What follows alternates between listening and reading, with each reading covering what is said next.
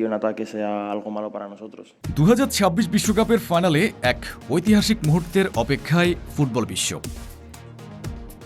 একদিকে আর্জেন্টিনার অধিনায়ক লিওনেল মেসি, অন্যদিকে স্পেনের তরুণ তারকা লামিনে ইয়ামাল। ম্যাচ শুরুর আগেই ইয়ামালের একটি মন্তব্য ঘিরে তৈরি হয়েছে ব্যাপক আলোচনা। ইয়ামাল বলেন, বিশ্বকাপের ফাইনালে খেলাই একজন ফুটবলারের সবচেয়ে বড় স্বপ্ন।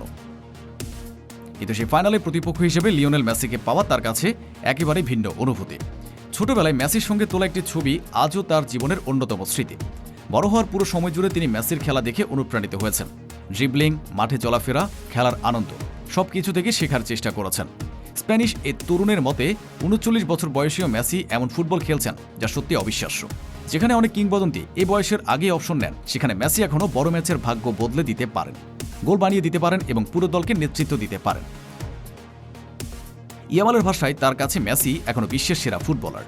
বয়স মেসির ফুটবল বুদ্ধিমত্তা, খেলা দৃষ্টি কিংবা ম্যাচের ফল নির্ধারণ করার ক্ষমতা একটুও কমাতে পারেনি, বরং অভিজ্ঞতার কারণে তিনি এখন আরও বেশি শান্ত, পরিণত এবং বিপজ্জনক হয়ে উঠেছেন।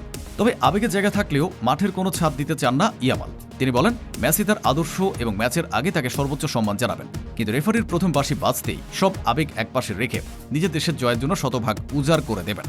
এখন দেখার বিষয়, ফাইনালের মঞ্চে অভিজ্ঞতার প্রতীক লিওনেল মেসি জয়ী হন নাকি নতুন প্রজন্মের প্রতিনিধি লামিনে ইয়ামাল নিজের স্বপ্নের অধ্যায় লিখে ইতিহাস গড়েন।